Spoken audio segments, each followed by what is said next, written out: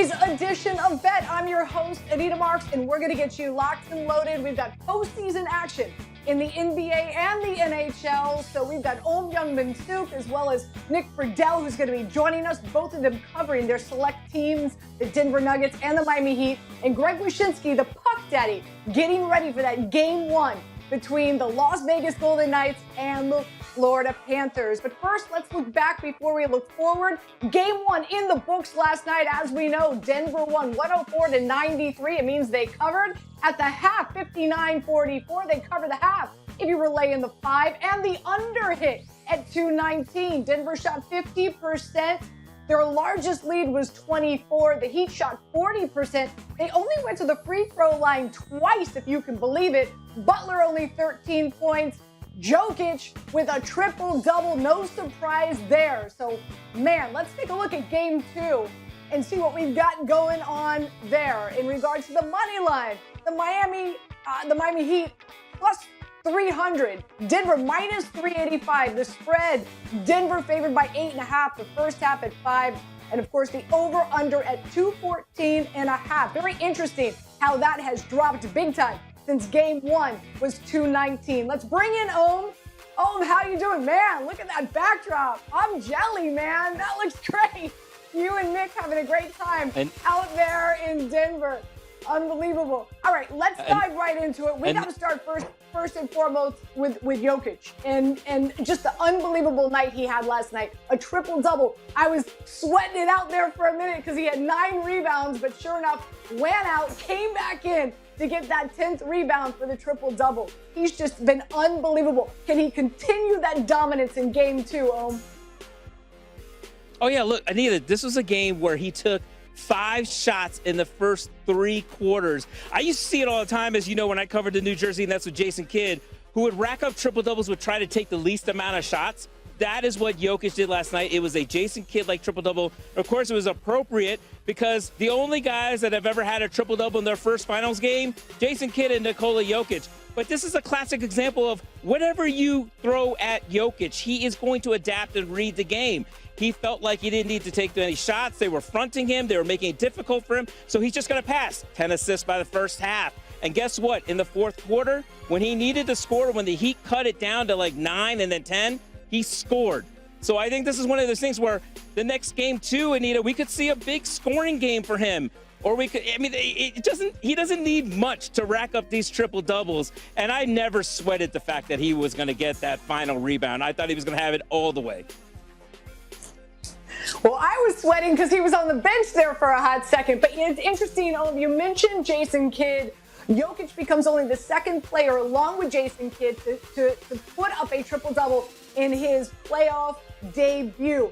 I'm going right back to the well in game two. I'm going to lay the money down that Jokic has another triple-double. It is obvious that not only him, but this coaching staff wants him to have a triple-double each and every time he takes the court in the postseason. So I'm going to double down on that triple-double. 14 assists, the most ever by a center in a finals game. Really, really unbelievable. Question number 2 for you. We got to talk about the role players, right? Michael Porter Jr. as well as Aaron Gordon. Aaron Gordon got started really early last night.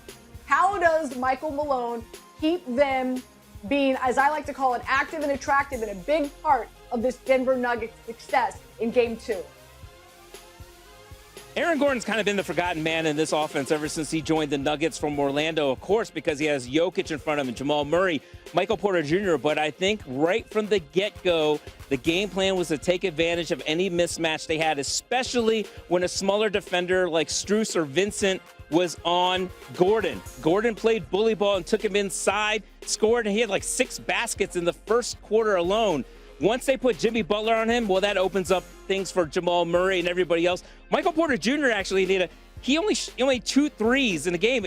The Denver Nuggets were going so good that afterwards Jokic looked at the stat sheet and his eyes were popping out. And somebody asked him, what surprised you on the stat sheet? He said, Michael Porter Jr. only hitting 2 threes. I thought he had 7. But you know what? A lot of his looks were that good that you thought they were going to fall in. It would not surprise me at all if MPJ has a good game in game 2.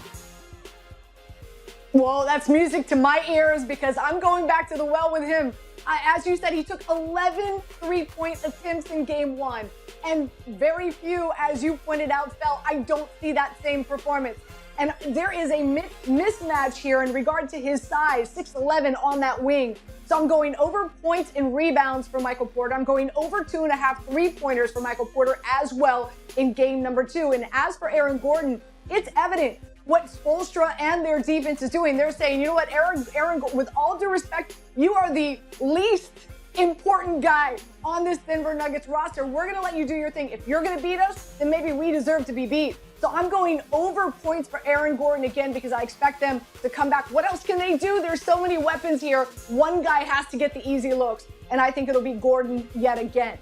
Let's talk about the three-point shooting. That was no bueno for these Denver Nuggets this game 1.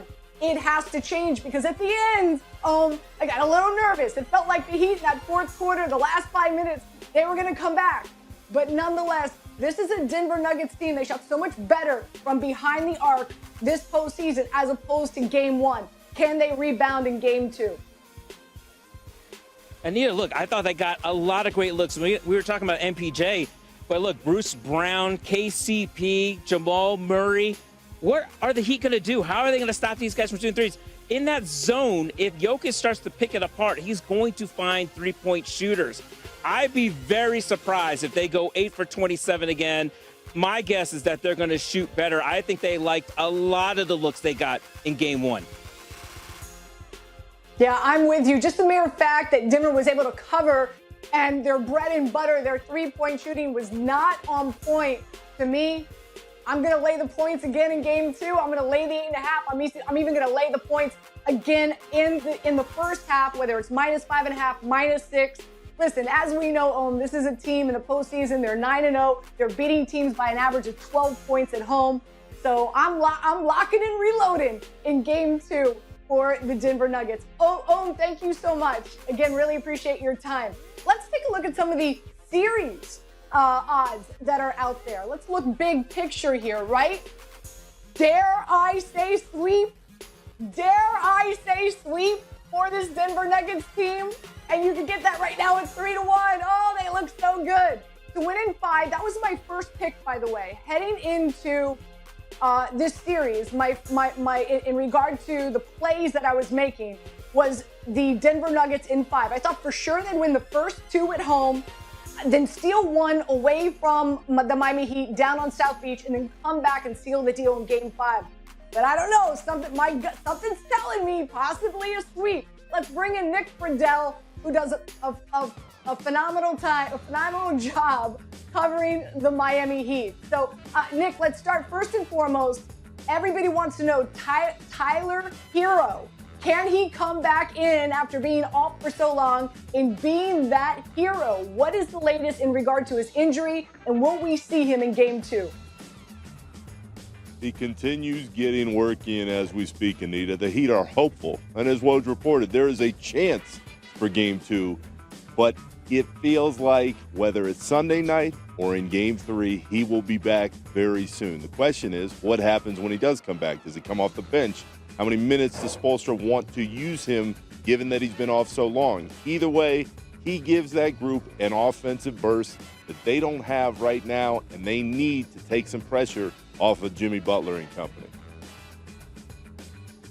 Let's talk about Bam Adebayo, because nobody was expecting him to have the game that he had last night, that's for sure. 26 points, 13 rebounds. His point prop right now heading to game 2 is 18.5. What are your expectations for Bam in game 2, Nick? Anita, I would lean on the under there. We've watched Bam a lot. The Nuggets were giving him all the space he wanted to create offensively. That is not something that we're used to seeing Bam do consistently.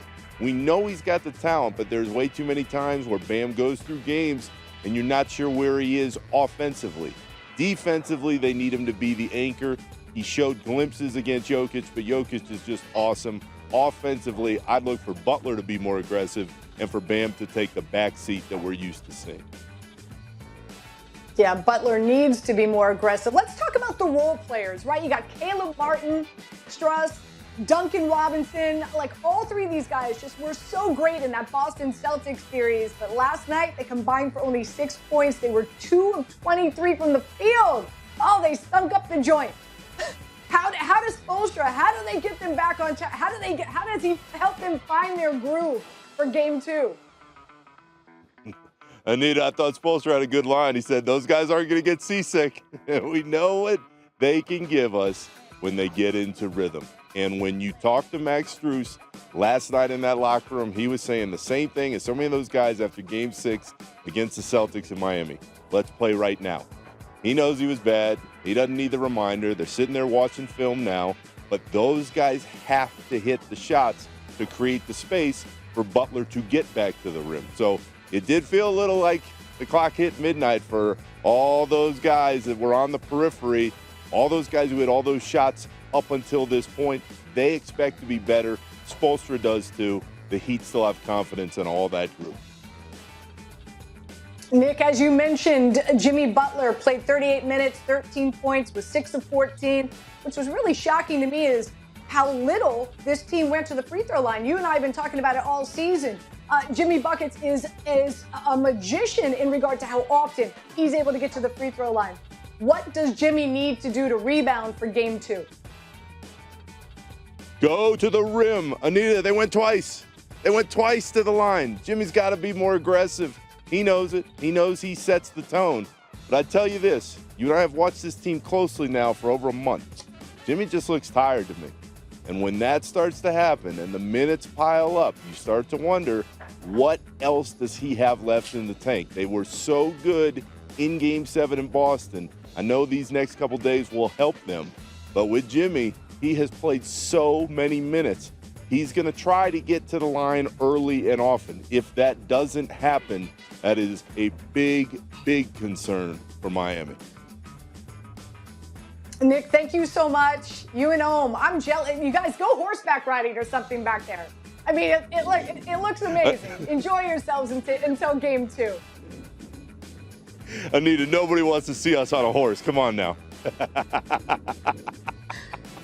It would be funny seeing you guys walk onto the court in game 2 if you did go horseback riding. We're going to go from the hardwood to the ice. We've got the Stanley Cup final. Look at these series prices. The Florida Panthers plus 105. The Las Vegas Golden Knights minus 125. Let's welcome in the Puck Daddy, Greg Wyshynski, who, by the way, has a great column that just dropped on ESPN.com. You got to check it out. As I always like to say, run, don't walk. Let's talk about 2 of the bets that you're placing heading into this series. Want either team to achieve a shutout. What's your play here? I'm taking the under. I don't think we see a shutout in the Stanley Cup final. You have 2 teams that have scored a lot in these playoffs. The Vegas Golden Knights, they're scoring at least 2 goals a game in 14 of 17 of their games. The Florida Panthers have scored at least 2 goals in 13 of 16 games.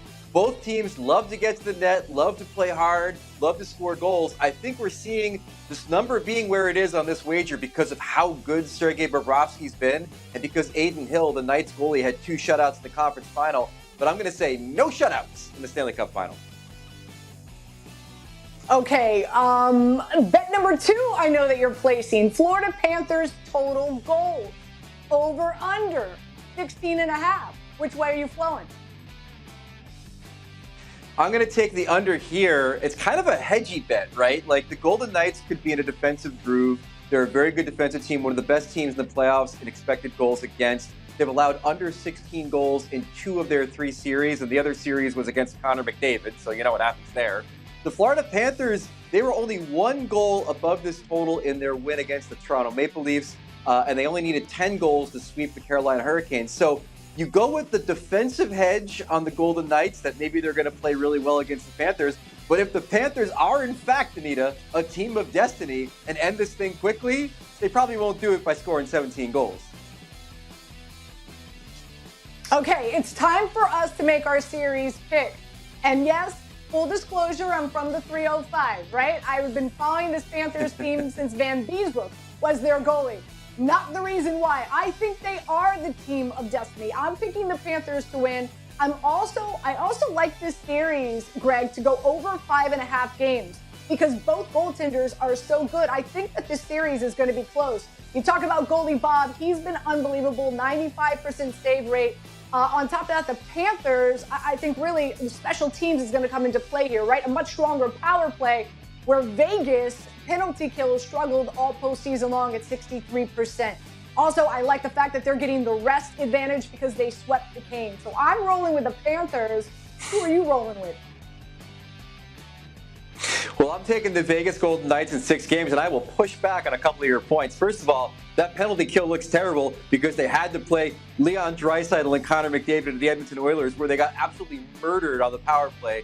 So that's why that penalty kill is where it is. Also, I'm not going to go rest, Anita. I'm going rust. The Florida Panthers are tied for the 4th longest layoff between the conference final and the Stanley Cup final. 2 of the teams in front of them that had longer layoffs were the Boston Bruins, who lost in 7 to the St. Louis Blues, and the 2003 Mighty Ducks of Anaheim, who lost in 7 to the New Jersey Devils. I just think Vegas is a deeper team. I love the fact they've got more depth on their blue line. I think they're peaking at the right time. It's going to be a close series. I agree with you. I think it goes over 5 games, but in the end, it's Vegas, baby. You can throw the rubber rats at least twice. They'll win a couple games, but the Golden Knights are going to win the series. I think I see a little bottle of wine in my future. You and I need to make a little personal bet off digital. All right, let's talk about the Conn Smythe, obviously the MVP. Who do you have winning that? I'm assuming somebody from Vegas then.